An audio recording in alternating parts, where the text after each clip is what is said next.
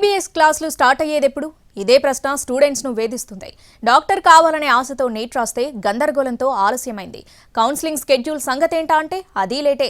దీంతో medical academic ఇయర్పై విద్యార్థుల్లో tension పెరుగుతోంది. జూలై ఎండింగ్కి వచ్చింది, ఆగస్టు కూడా వచ్చేస్తోంది, కానీ కౌన్సిలింగ్ షెడ్యూల్ రాలేదు. దీంతో ఎంబీబీఎస్ చదవాలనుకుంటున్న విద్యార్థుల్లో ఆందోళన పెరిగిపోతోంది. నిన్న మొన్నటి వరకు నీట్ మళ్లీ నిర్వహిస్తారా అనే డౌట్ ఉండేది.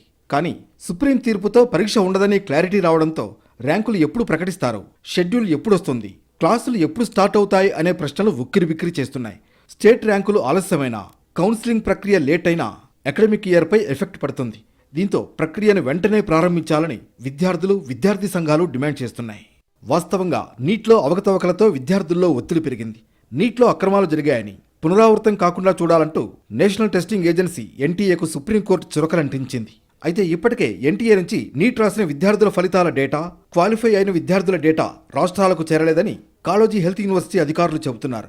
ఒకవేళ వారం రోజుల్లో డేటా వచ్చినా కౌన్సిలింగ్ నిర్వహించేందుకు హెల్త్ యూనివర్సిటీకి ఎంత సమయం పడుతుందో అనే టెన్షన్ విద్యార్థుల్లో కనిపిస్తోంది. నీట్ ఎగ్జామ్ కుంభకోణం బయటకు వచ్చిన దగ్గర నుంచి కేంద్ర ప్రభుత్వం సరిగా స్పందించకపోవడం మూలంగా ఈరోజు విద్యార్థులు నష్టపోయే పరిస్థితి ఉంది.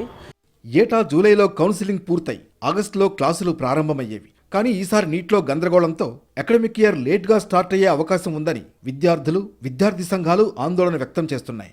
ఇంకా జాప్యం జరిగితే విద్యార్థులు విదేశాలకు వెళ్లిపోయే ప్రమాదం ఉందనే వాదన వినిపిస్తోంది. తక్షణమే స్టేట్ ర్యాంకులు ప్రకటించాలి, అదేవిధంగా నేషనల్ ర్యాంకులు ప్రకటించాలి. ఇప్పటికే ఆగస్టులో వీళ్ళందరూ కూడా కాలేజీలకు వెళ్ళి వాళ్ళ యొక్క అకాడమిక్ ఇయర్ స్టార్ట్ అయ్యే పరిస్థితి గతంలో చూసినాం.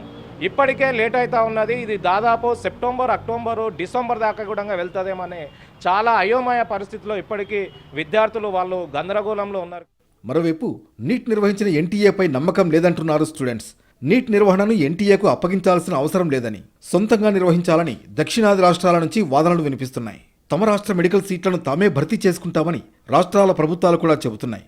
తెలంగాణ రాష్ట్ర ప్రభుత్వం కూడా ఆ దిశగా అడుగులు వేయాలని విద్యార్థులు కోరుతున్నారు.